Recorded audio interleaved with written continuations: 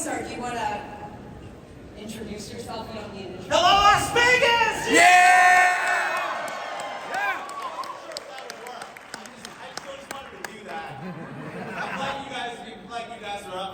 Do it again! This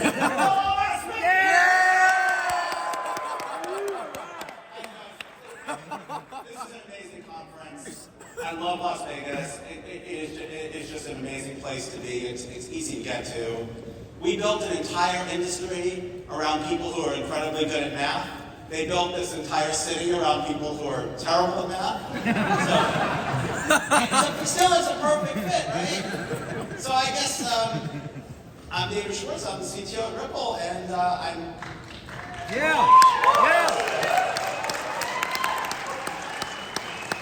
I'm just so happy to be here. This is such a pleasure and a joy that I get to do this, and I can't believe they paid me to do this. I mean, I would do this if they didn't. Don't tell them that. Cool. Okay, David, we're gonna get started. So let's start off by talking about Ripple's new stablecoin. What can you tell us about that? So I'm sure you guys have probably heard that Ripple announced that we're going to launch a stablecoin. We didn't say much beyond that, and there were going to be, follow-up announcements. But once we started talking to partners and everything, it was going to get out one way or another. So we figured we might as well tell everybody. So one of the things that we noticed is that stablecoins are integral to DeFi. They are a piece, along with cryptocurrencies, along with distributed ledgers. These are all different components that solve different problems and that work better together than alone. One of the things that I've discovered is that there's a lot of different problems that people have that require different solutions. XRP is not going to solve every problem in the cryptocurrency space. The XRP Ledger is not going to solve every problem in the cryptocurrency space. That's not how it's going to work. That's not how it worked in the internet space, right? There's no one company, product, or service that is the internet. What makes the internet so great is that there's a wide variety of solutions that appeal to a wide variety of people. And because of that, if you're launching a new product or service and you launch it on the internet, you have a target market of people who have home internet access, who have smartphones. They're internet consumers. And what we need is we need an ecosystem of blockchain cryptocurrency consumers, people who have access to this diverse ecosystem of products and services. Where a stablecoin is particularly important is where the volatility of a digital asset is a minus. There are a lot of applications where the volatility of a digital asset either doesn't matter very much or where it's a plus. Obviously, if you're holding XRP or any other digital asset for speculative value, volatility is fine. If you're a trader, volatility is fine. If you're an exchange, volatility is fine. And even in many payment applications, volatility is not a problem. But there are some applications, particularly in applications that are tightly regulated, where using a digital asset directly for the application is not possible, or at least not possible today. And if we limit ourselves to just the technologies that we most want other people to use, other people are going to have terrible experiences. Would I love for everybody to use XRP for every payment? That would be wonderful. But if I tell you if you don't use XRP for every payment, there's nothing for you here, nobody would be in this room would be completely empty. And so the stablecoin is critical in regulated environments, in many cases where a digital asset can't be used directly. As a sort of intermediary asset, there's cases where if it's cross-jurisdiction, where a digital asset is better.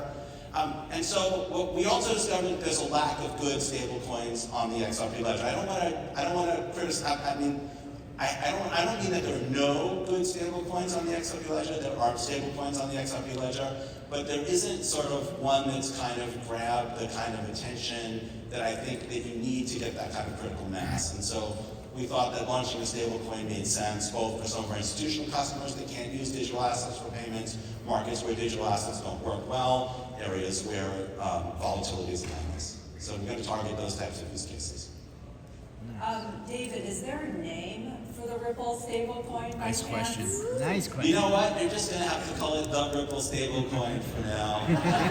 I have been told that I cannot disclose the name on pain of death until.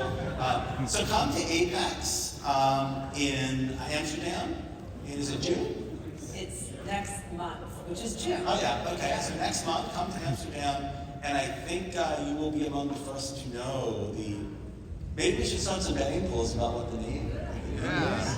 Yeah, I mean, if you want to throw something out there, I mean, you said Ripple Stablecoin. I've heard people call it the Ripple Stablecoin. I don't think that's we could call it Ripple Stablecoin. Potentially, that's not incredibly, that's out of the realm of reason. USD Ripple, USDX. USDR, USDX. So yeah, you guys can come up with a betting pool of all the possible names. Yeah. Make sure to have a none of the above category in case you guys didn't get it. And best of luck. Yeah, and I think that's a great idea. Let the community decide what the Ripple Stablecoin should be called. Schwartz coin, yeah. I don't think I can push that through. I don't know, maybe. You guys will have to come to Apex to find out apparently. So. I want to see every single one of you. I know who you are. Okay, let's talk a little bit about the importance of automated market makers, also known as AMM. So what is an automated market maker?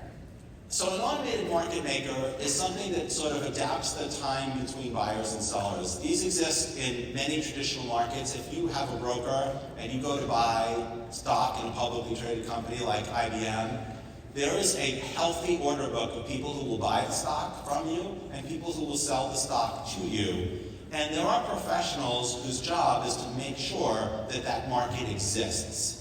They trade on these exchanges, and they generally get preferential access to the exchange in exchange for committing to keep those sort of spreads tight on the market. An automated market maker is the decentralized version of the same thing.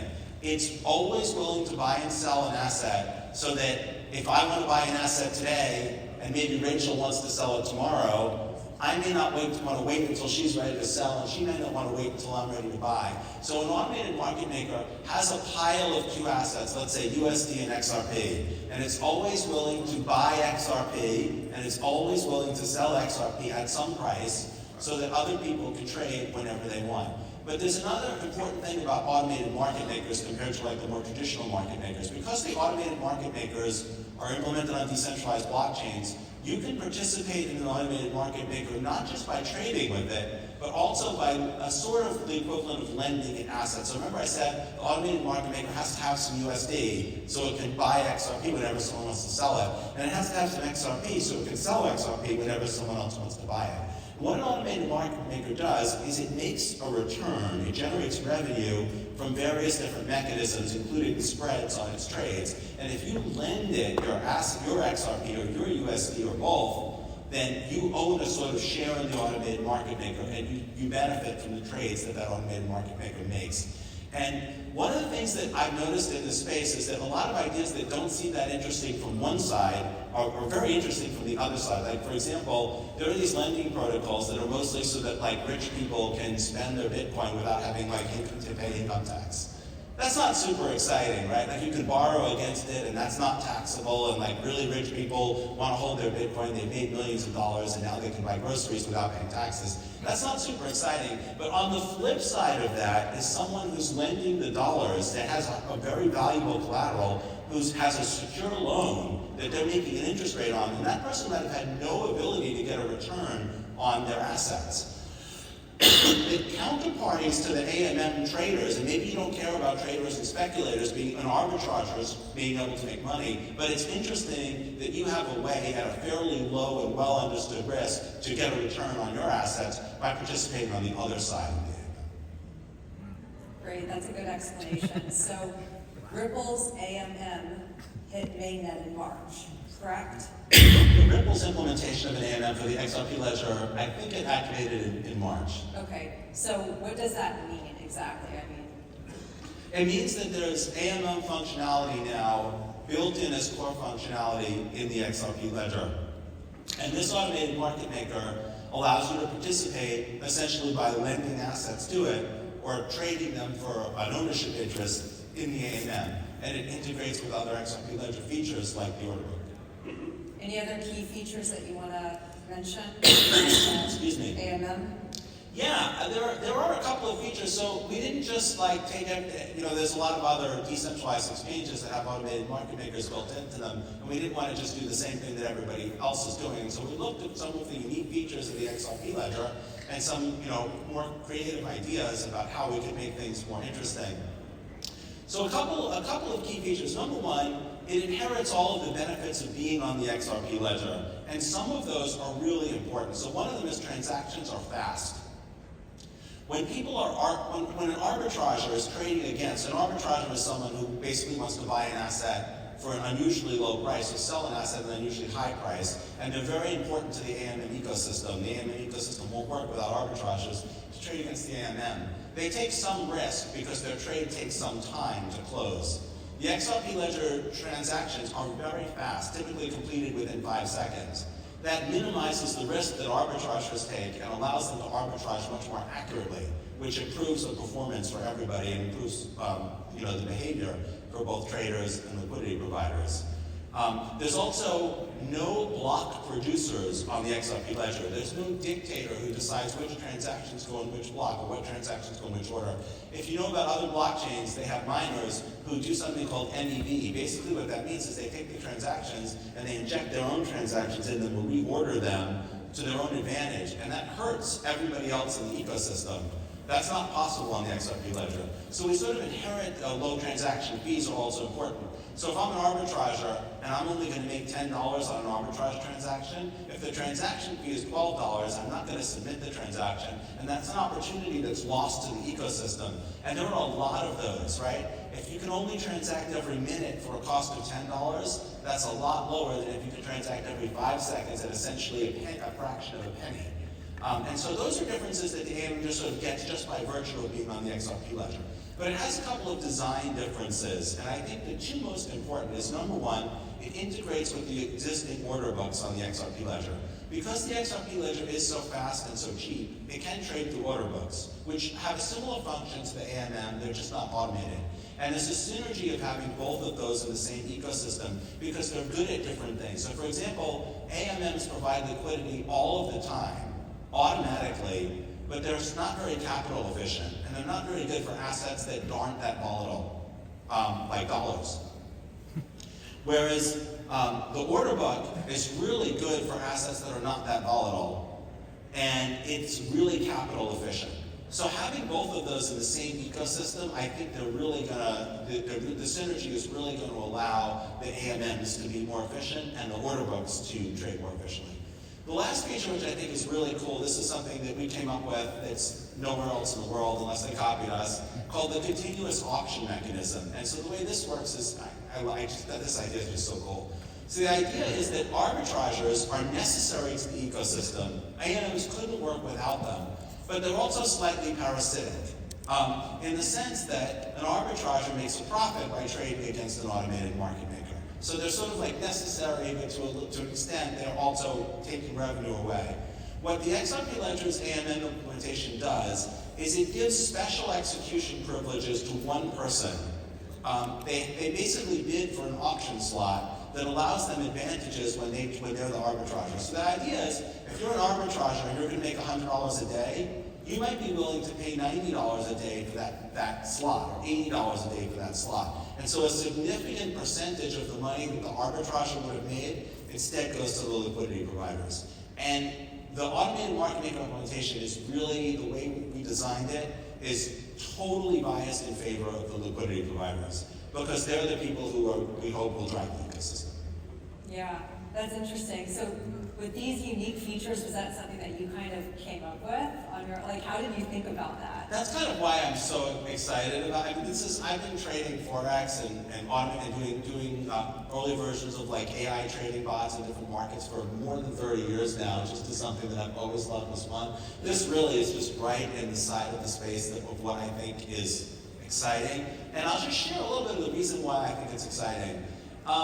As you know, digital assets are extremely volatile. Like, they move. And there's logical economic reasons why that should be impossible. You would not expect, for example, if you thought Bitcoin was going to be $50,000 tomorrow, nobody would sell Bitcoin for $49,000 today. They would just wait till tomorrow. They would borrow money if they had to. Like, it is illogical to have the amount of volatility that we have. People should behave differently than they do in response to that volatility, and objectively they don't. And so it's interesting to me to see these sort of hacks. What the AMM does is it turns volatility into yield. It's a volatility harvesting algorithm. And really that's what exchanges are. If you look at an exchange, like a centralized exchange, like Kraken or Coinbase, you'll notice their trade volumes go up with volatility, and their revenue goes up with trade volumes. They're volatility harvesting businesses, and it's just amazing to me that no matter how much volatility people harvest, there still seems to be no shortage of it, right? Like, that's fascinating to me. Like, mathematically, that shouldn't be the case. Like, we should be using up the the more volatility there is, the more people who can build businesses that convert the volatility into money. When you convert volatility into money, you do reduce the volatility. So why aren't we, is there an endless supply of volatility? It's intellectually fascinating to me. And so that's why I'm more interested in this than like I objectively should be. Well, I'm sure everyone's excited to hear more about it. Maybe I spread that excitement about weird Absolutely. Everyone's excited for AMM. Yeah, and it's live now. So like you can basically trade other assets for shares of an AMM, and then when that AMM sells a continuous auction slot, the value of your share of the AMM goes up. I just want to be clear that it is not free of risk, and that when you buy or sell an asset, you should understand the risk profile. There is a risk profile, but what's interesting with the AMM is like when you analyze the risk, it's hard to know what to compare it to. Like, I'll give you an example. Let's say today you have 10,000 XRP, you do a bunch of trades, and tomorrow you have 9,000 XRP, but it's worth 30% more than the XRP was, the 10,000 XRP yesterday, because XRP went up. Was that a good trading strategy, or was it a terrible trading strategy? So the problem is, another one of the reasons that this is so fascinating, is that in determining whether a trading strategy is successful or whether risks, like whether we do well or badly, you need a reference to compare it to. And one reference would be, I didn't do anything at all. Another reference would be, I just held XRP. Another reference might be, I bought a stock market index fund. Where you have these volatile assets and you're measuring based on them. It's very hard to process the risks because there's no good baseline to compare them to. So just be smart. Yeah, good advice. Let's talk about building on XRP Ledger. Can we talk about new developments there? Well, so the AMM obviously is new. I think we have forthcoming protocol changes that are being discussed. One of the possibility is the lending protocol, which is it's interesting because it's a sort of semi-DeFi application. The loans sort of take place in the outside world, and the ownership of the portfolio of loans and the revenue return to investors and whether there's tradable liquidity tokens, those are all on the ledger. So that's sort of interesting. We're very interested in applications that are between DeFi and TradFi. Real world asset tokenization is another example of an application that kind of brings the TradFi and DeFi worlds together. We think that that's something that like Ripple is in a good position to do, and we think that those kinds of use cases make sense for the XRP Ledger. Another thing that I'm really excited about is AI use cases in the blockchain space. Some of them are very obvious and are definitely going to work, but may not be as exciting. One of them is chatbots that can take an enormous amount of information and tune it to like the particular way that you need to know. Like, you may have a lot of expertise in banking, or you may have expertise in computer science, or you may have expertise in blockchain, or you may have none of those things. It's very hard for me, let's say, to explain AMMs for every possible portfolio, every possible combination of things that people might want to know about the AMM and existing information that they might have. AI chatbots are really good at taking information that's very, very detailed, and then you saying, how would I explain this to someone who's been in the automotive industry for 20 years? They're really good at tuning information to particular people, and if we want mass adoption, which we definitely do, I'm very excited about what chatbots can do. I'm also I'm excited about the opportunity to sort of democratize development. There's a very high barrier to entry to developing almost anything in the blockchain space. We're getting to the point where we can sort of develop toolkits so that people can piece things together, but it's very difficult. I'm hopeful that AI technologies will be able to sort of democratize the development side. That's a little bit more speculative. I'm not sure that it'll be able to do that. There will probably still be security issues. But the other interesting thing is things like pattern analysis to look for suspicious behavior, to help you managing your own sort of portfolio of investments. Right now, investment advice is like very difficult to come by and very difficult to sort out. I think there's the potential for AI to provide more objective and tuned advice about how people should move money around, what risks they're taking, and what risks they should be taking. So that I think is just incredibly exciting. The other thing that I will say is interoperability. I think is big. There's projects in the short term, Axelar, Corium, that are like providing asset portability. But again, I think that the way we have a compelling ecosystem and the way we have consumers who are like, you want to build a project on the XRP Ledger or anywhere in the blockchain space, you need a target market, right? Now, if you had come up with the idea for Twitter in the year 2000, there's no target market, there's no customers. You couldn't put smartphones in people's hands. Like Twitter can't put smartphones in people's hands. So I think the other thing is just this interoperability, these universal tools, so that there exists a target market who can take from these products and services the things that they find interesting. We don't have that yet, and we need those things. Yeah. So let's unpack this a little bit because we've still got a few minutes. AI chatbots, are those actually being used today on the XRP Ledger? Yeah, there are, and so I'll explain the way that works, and it's very interesting. There's sort of a multi-step process. Generally, what happens is there's companies like Google, like OpenAI, that build these large language models. GPT-4 is an example of a large language model. It costs an enormous amount of money to build these large language models, on the order of $1 billion. In the short term, like nobody's going to build a large language model just like to be an AI chatbot, let's say for the XRP Ledger. Like that doesn't make any sense. These language models are generalists. They understand language. They understand answering questions. They can summarize information. They have this general set of skills. They're like a generally smart person. And then the next step is to fine-tune them with two types of things. So one of them is domain-specific data.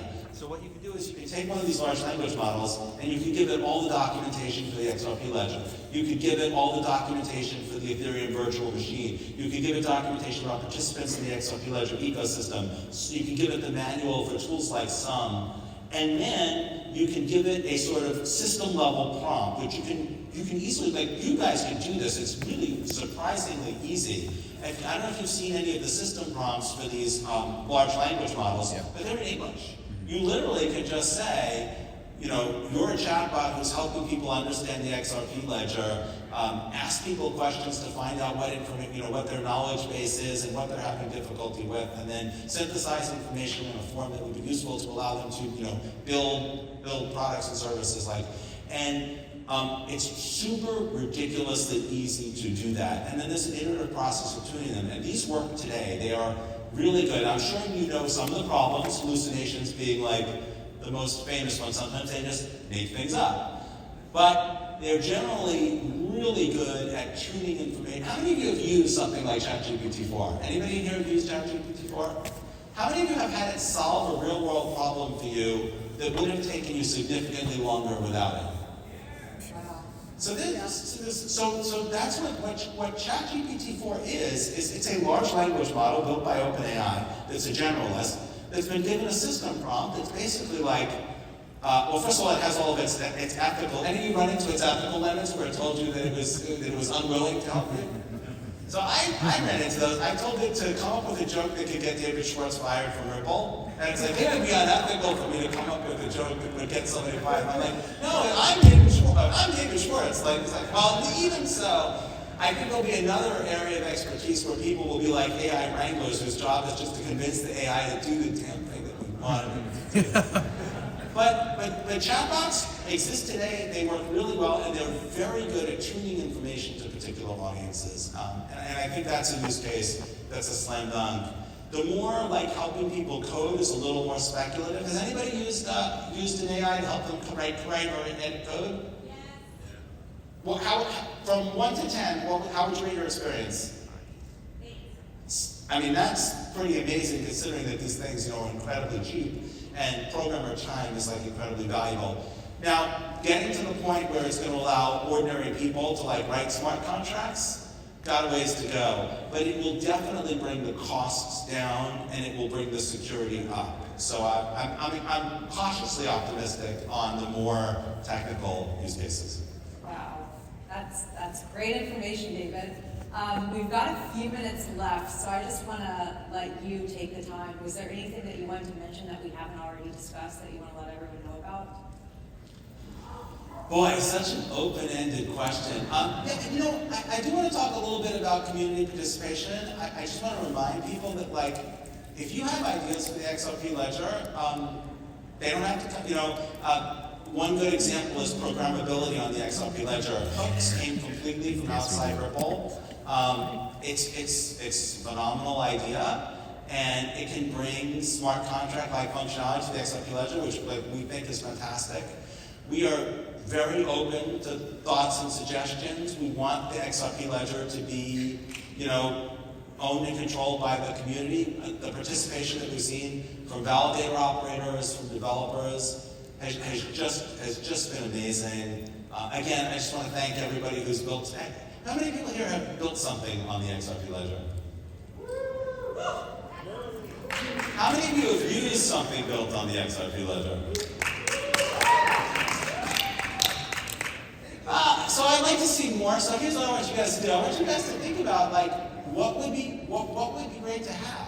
What are the problems that it could solve? What are the missing pieces that it needs to solve? And I'm going to challenge you guys to help us too, because, like, you know, we think how many of you think real world asset tokenization is a good use case for technology? I wish we would actually have more time to talk about that, because I'm getting so many press releases on real world asset tokenization, and I'm trying to figure out, like, what the big deal is. I still think that bridging of TradFi and DeFi is where, at least in the short term, because right now all the value is in TradFi. And so if you're going to say, like, there's trillions of dollars over here, but we're going to do something all the way over here, that's not as good as, like, let's connect these things together. Yeah. Well, David, unfortunately, we are running out of time. I think we're out of time, and there's so much more that we could discuss, but you're going to be at Apex, you're going to be at Consensus, you're going to be at all these events around the world, so just encourage everybody to join and talk to you at those events and this event. Thank you for doing this. Yeah. I really appreciate it. Of course. All of you.